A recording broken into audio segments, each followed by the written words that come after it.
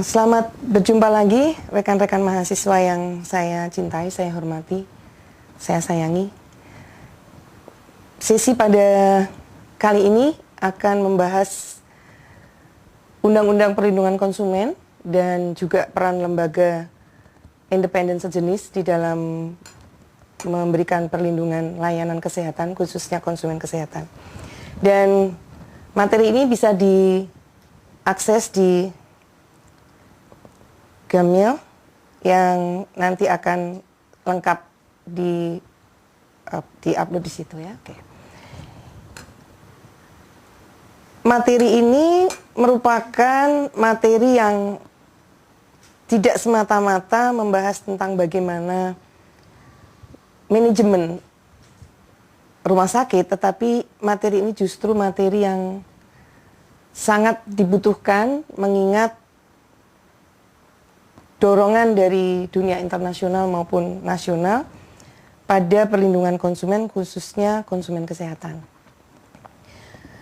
Belajar dari pengalaman, kita bisa lihat selama ini ada satu perubahan yang cukup mendasar, yaitu perubahan paradigma yang pada awalnya layanan kesehatan itu memang layanan yang bersifat sosial, charity, dan disadari atau tidak berubah ke arah layanan yang bersifat komersial, profit, sehingga perpaduan antara layanan sosial dan layanan profit inilah yang menjadikan satu tantangan tersendiri karena para petugas medis, para dokter dituntut untuk bisa memainkan peran ini untuk memanage sedemikian rupa sehingga layanan yang sifatnya sosial ini bisa dikerjakan secara profesional tanpa menimbulkan konflik-konflik kepentingan yang berarti. Temuan sebetulnya kita sadari juga bahwa pemenuhan hak dasar khususnya di bidang kesehatan itu dijamin oleh Undang-Undang Dasar. Ya. Yang berikutnya, ketidakmampuan negara memberikan perlindungan kesehatan. Kita sering sekali menyaksikan protes-protes, komplain-komplain dari layanan kesehatan di masyarakat yang seolah-olah memprotes, menggugat gitu ya, layanan kesehatan di Indonesia ini bagaimana sebaiknya dilakukan dan jauh dari pemenuhan kebutuhan yang sebetulnya dibutuhkan oleh masyarakat. Yang berikutnya sebetulnya tidak kalah pentingnya adalah memang peran swasta itu meningkat.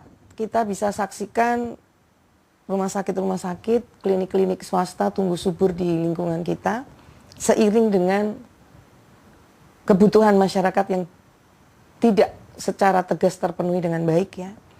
Dan yang tidak kalah menarik adalah bisnis mengalahkan etika. Nah, di sesi ini akan membahas di seputar itu, bagaimana Undang-Undang Perlindungan Konsumen itu merupakan payung untuk melakukan advokasi kepada konsumen.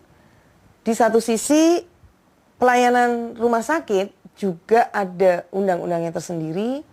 Bahkan sekarang tidak kalah penting, negara menyediakan lembaga-lembaga independen yang didukung oleh dana APBN maupun APBD, di mana masyarakat yang mengalami ketidakpuasan di dalam layanan kesehatan bisa mengadukan nasibnya ke beberapa lembaga yang sudah disediakan oleh pemerintah ini.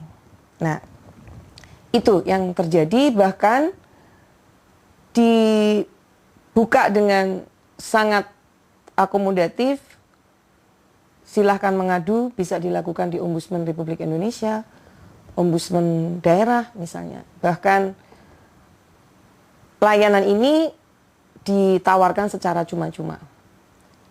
Belum lagi hadirnya Undang-Undang Keterbukaan Informasi Publik yang merupakan satu tantangan tersendiri bagi rumah sakit. Kalau sampai informasi itu dikehendaki oleh masyarakat pengguna layanan rumah sakit ini, tentunya rumah sakit juga harus siap memberikan data itu seluas-luasnya. Oke, kita awali dengan apa sih sesungguhnya dan mengapa materi Undang-Undang Perlindungan Konsumen serta peran-peran lembaga-lembaga yang terkait itu kemudian harus kita bahas di dalam sesi khusus, bahkan tidak hanya satu sesi, bahkan 2 sesi.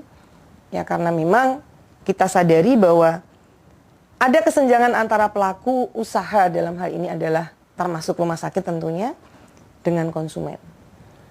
Lalu ada pertanyaan bagaimana dengan rumah sakit umum daerah yang sebetulnya dana itu disediakan atau didukung oleh pemerintah atau oleh negara. Ya pada dasarnya tidak ada masalah karena toh rumah sakit itu hanya berbeda di sumber dananya, namun pengelolaannya toh tetap harus secara profesional tanpa harus mengabaikan hak konsumen. Dalam hal ini adalah pasien. Di awal tadi sudah saya katakan, pada perkembangannya profit itu bisa mengalahkan etika. Ditawarkan secara besar-besaran, bahkan mungkin bukan hanya sekedar memenuhi kebutuhan masyarakat, dalam hal ini adalah konsumen, pasien, tetapi juga menciptakan kebutuhan agar masyarakat merasa butuh dengan layanan yang sedang kita tawarkan atau sedang kita create. Ya. Yang berikutnya adalah kesenjangan informasi menjadikan masyarakat pada kelompok-kelompok tertentu, boleh saya katakan juga pada umumnya, sangat minim bisa mengakses informasi itu. Ya, jadi andaikan ada, itu sepotong-sepotong saja, tidak secara utuh informasi itu diterima, sehingga tidak jarang kesenjangan informasi ini akan menimbulkan masalah yang cukup berarti. Desakan Gerakan Peduli Konsumen telah melahirkan Undang-Undang Perlindungan Konsumen. Ya. Di samping itu juga keterbatasan sumber daya alam yang mau tidak mau harus kita pikirkan, eksploitasi telah terjadi di mana-mana, termasuk barangkali rumah sakit juga memberikan kontribusi kepada pengelolaan sampah yang mungkin belum secara baik dan benar dikelola tanpa harus menimbulkan pencemaran. Ya. Yang lain, kecenderungan eksploitasi pada tubuh. Yang tadi di awal saya katakan menciptakan kebutuhan ini tidak menutup kemungkinan ada kecenderungan eksploitasi pada tubuh seseorang yang sebetulnya idealnya itu mestinya dilindungi gitu. Nah, tetapi kembali lagi ya, desakan tuntutan untuk mencari profit itu juga tidak kalah pentingnya, namun kadang juga dibarengin dengan pelanggaran-pelanggaran etika. Yang dikawal dari Undang-Undang Perlindungan Konsumen dalam hal ini sebetulnya tidak terlalu baru buat kita, yaitu ada asas keadilan, di mana asas ini diharapkan agar ada partisipasi seluruh rakyat yang diwujudkan secara maksimal dan memberikan kesempatan kepada konsumen, ya, terus terang saja, dan pelaku usaha untuk memperoleh haknya dan melaksanakan kewajibannya itu secara adil. Imbang lah minimal seperti itu ya, jadi tidak terjadi kesenjangan yang terus-menerus gitu. Pengalaman di salah satu lembaga ombudsman swasta itu memang pelanggaran-pelanggaran yang terjadi itu tanpa disadari memang masih didominasi di 3 sektor ya. Sekali ini masih sangat prematur, itu ada di sektor transportasi, kesehatan dan pendidikan. Nah, ini menjadi satu tantangan sendiri. Kita yang mengelola rumah sakit yang dituntut secara profesional untuk kesembuhan pasien, klien, namun juga dituntut untuk bagaimana organisasi atau rumah sakit ini bisa running dengan baik tanpa harus menimbulkan persoalan-persoalan di kemudian hari. Secara prinsip sebetulnya perlindungan konsumen ini tidak jauh berbeda dengan perlindungan hak asasi manusia pada umumnya. Namun pada intinya bagaimana konsumen ini bisa mendapatkan kepastian hukum untuk memberi perlindungan kepada konsumen. Nah, ini yang menarik.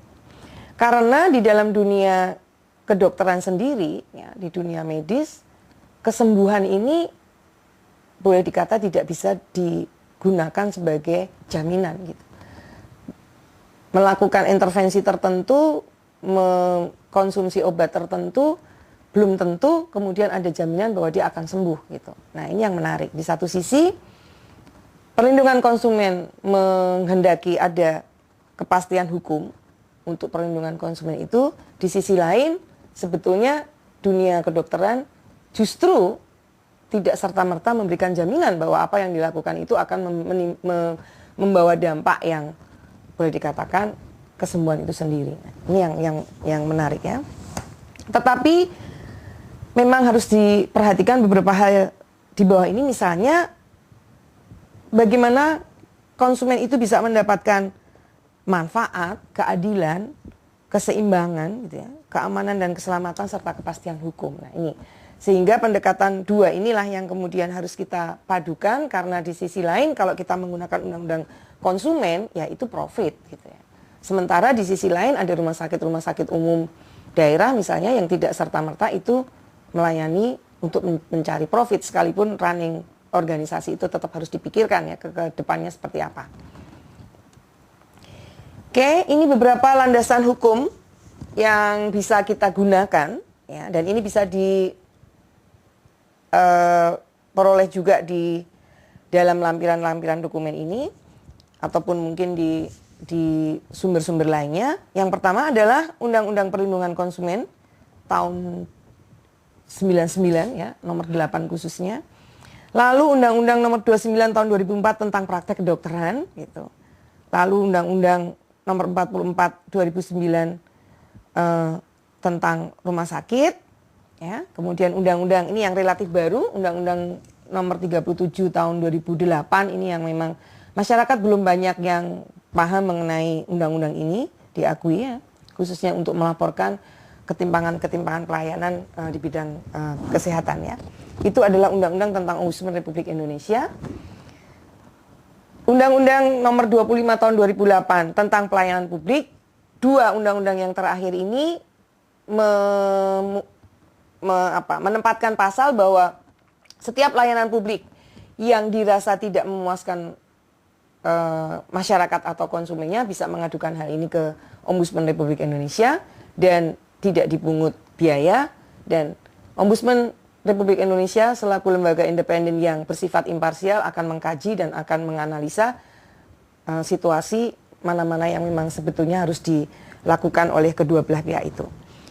Yang lain, Undang-Undang Kesehatan tentu saja tidak bisa kita lupakan di situ sebagai dasar yang sangat inti.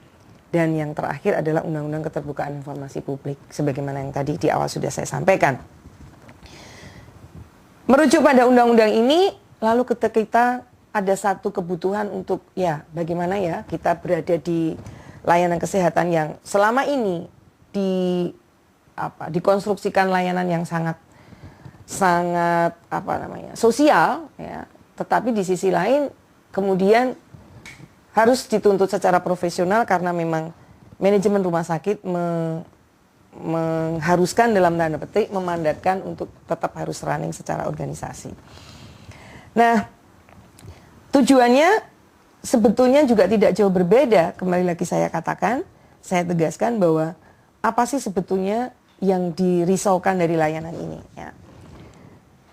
Acap kali orang mempertanyakan, kalau ada perlindungan konsumen, bagaimana dong dengan perlindungan pengusaha atau perlindungan provider dalam hal ini?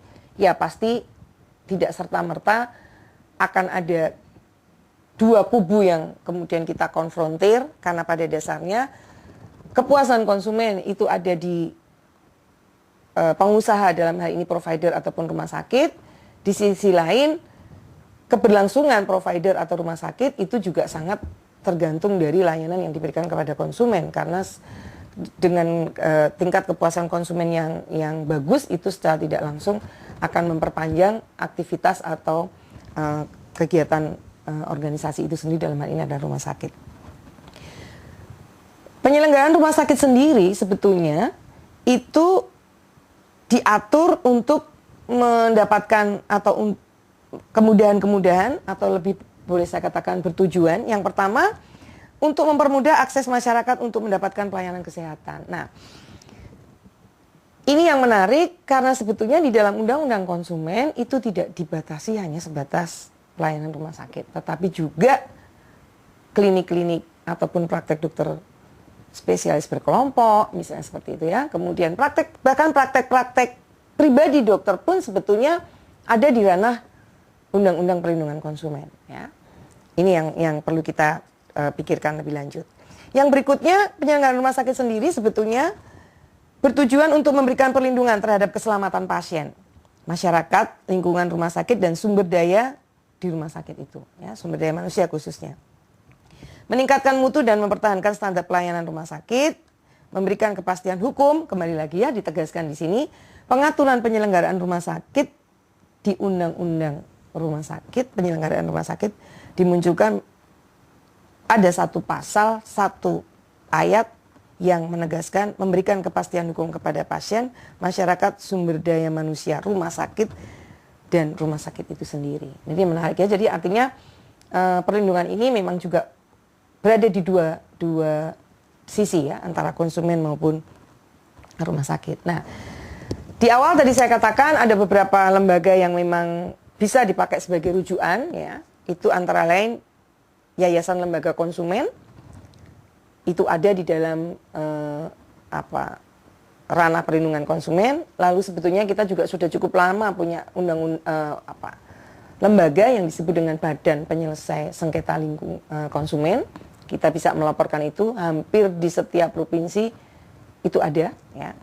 Lalu tadi saya sebutkan juga Ombudsman Republik Indonesia sudah juga ada di beberapa provinsi sebagai kantor daerahnya atau perwakilannya. Komisi Informasi Publik bisa ya diadukan ke sana kalau mau gitu ya. Lembaga-lembaga khusus konsumen dan LSM pada umumnya. Nah, sisi ini tentu tidak akan cukup kita bahas di dalam waktu yang sangat sempit untuk pengantar ini, tapi saya yakin pada diskusi ke depan, pada mata kuliah yang akan digelar di sesi-sesi blok 4, kita dapat diskusikan itu lebih lanjut. Dan yang paling pokok dari diskusi ini atau yang paling inti dari diskusi ini sebetulnya bagaimana kita bisa bekerja secara profesional dalam arti mengedepankan pemenuhan hak asasi manusia, karena kita akan berada di payung Undang-Undang Perlindungan Konsumen. Kita sebagai insan rumah sakit akan berada di payung hukum Undang-Undang Penyelenggaraan Rumah Sakit.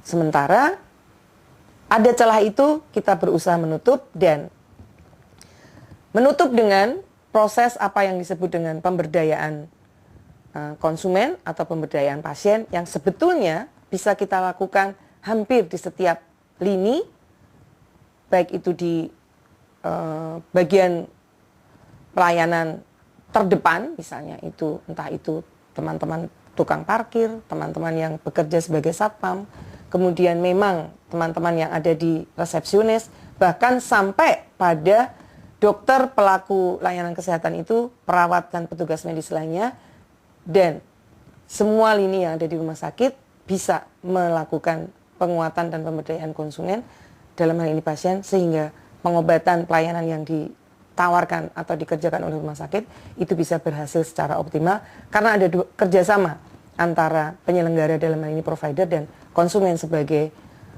pasien sebagai konsumen.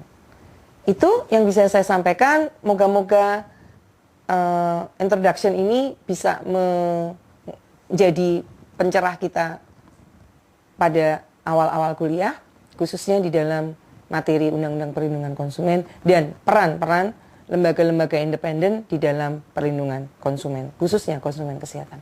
Terima kasih, sampai jumpa di mata kuliah Undang-Undang Perlindungan Konsumen dan peran-peran lembaga independen untuk perlindungan konsumen.